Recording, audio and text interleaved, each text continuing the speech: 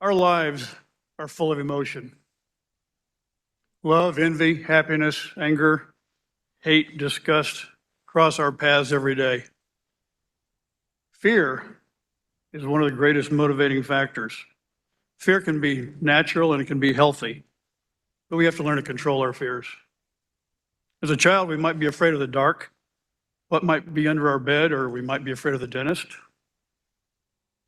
As we mature, our fears shift. We might be afraid of heights or flying or commitment or dying. Fear does not necessarily mean an immediate reaction, but rather a heightened awareness to use our senses and determine a course of action. There can be times that none of our options look good, and yet we know we must act.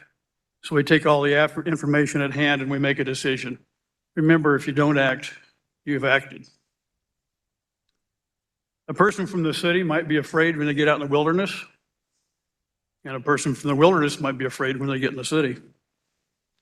A prudent person might reduce or eliminate that fear by arming themselves. They train and they prepare before they put themselves in that situation.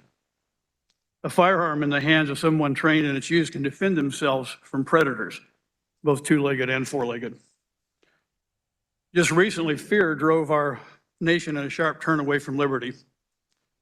Fear has and is being used with global warming, cooling, change. It's used in our schools daily to make our kids afraid of what's going on. But telling us we're going to die in 50 or even 20 years isn't terribly scary. But telling us we're going to die tomorrow, that gets people's attention. Being told that you'll kill your parents or your grandparents if you don't do this or that. Many people tripped over themselves, exchanging liberty for security, and in the end, of course, they had neither one. None of the official solutions had any basis in science or fact. So what does all that have to do with why we're here today? We're told we cannot use Article 5 because we must be afraid of the potential consequences. Is that any different than being told we cannot and must not use a firearm to protect ourselves? Is there any difference in the argument we must fear the Second Amendment and that we must fear Article 5? Is it not true the framers enumerated both of these for the same reason, to assure ourselves the right of self-protection against tyranny? By 1821, Chief Justice John Marshall had determined that the Supreme Court of the United States was the final authority in the United States, something that was not enumerated in the powers granted to them in Article 3. Marbury v. Madison and later Cohens v. Virginia especially upset Thomas Jefferson to the point he wrote Justice William Johnson on 12 June of 1823. So we're very close to the 200th anniversary of that letter. He spoke of his frustration over the usurpation of power by the Chief Justice. In his lengthy letter, he lays out the case, and he says the following: I wish for no straining of words against the general government, nor yet against the states. I believe the states can best govern our home concerns, the general government our foreign ones. I wish, therefore, to see maintained that wholesome distribution of powers established by the Constitution for the limitation of both, and never to see all offices transferred to Washington, where further withdrawn from the eyes of the people, they may more secretly be bought and sold at the market. That's 200 years ago. He had an idea what was going to go on. But the Chief Justice says there must be an ultimate arbiter somewhere. Jefferson continues and says, true, there must.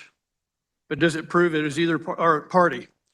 The ultimate arbiter is the people of the Union assembled by their deputies at convention, at the call of Congress, or 2/3 of the states. Let them decide to which they meant to give an authority claimed by 2 of their organs. And it has been the peculiar wisdom and felicity of our Constitution to have provided this peaceable appeal where that of other nations it wants to force. We're told to fear the process given to us by our founders. That it is proven the Constitution was a runaway convention, but I disagree with that. But for the sake of argument, let's assume it was. The delegates violated their oath and they did something unauthorized, so they brought back a new document that required 9 of the 13 states to ratify. If they didn't agree with that, would they have not refused? If they brought them back something that they did not want, did not approve of, they would have said no. At least 3 or 4 should have, yet 3 states ratified with a unanimous vote. 5 had overwhelming majorities and 6 had closer votes. In the end, 14 states ratified it, including Vermont, who entered the Union in 1791. Do we have anything to fear but fear itself? Fear says, what if? Faith says, even if. We must arm each state with a weapon given us by our founders. We must pass this resolution and live by faith. Thank you, Mr. Chair.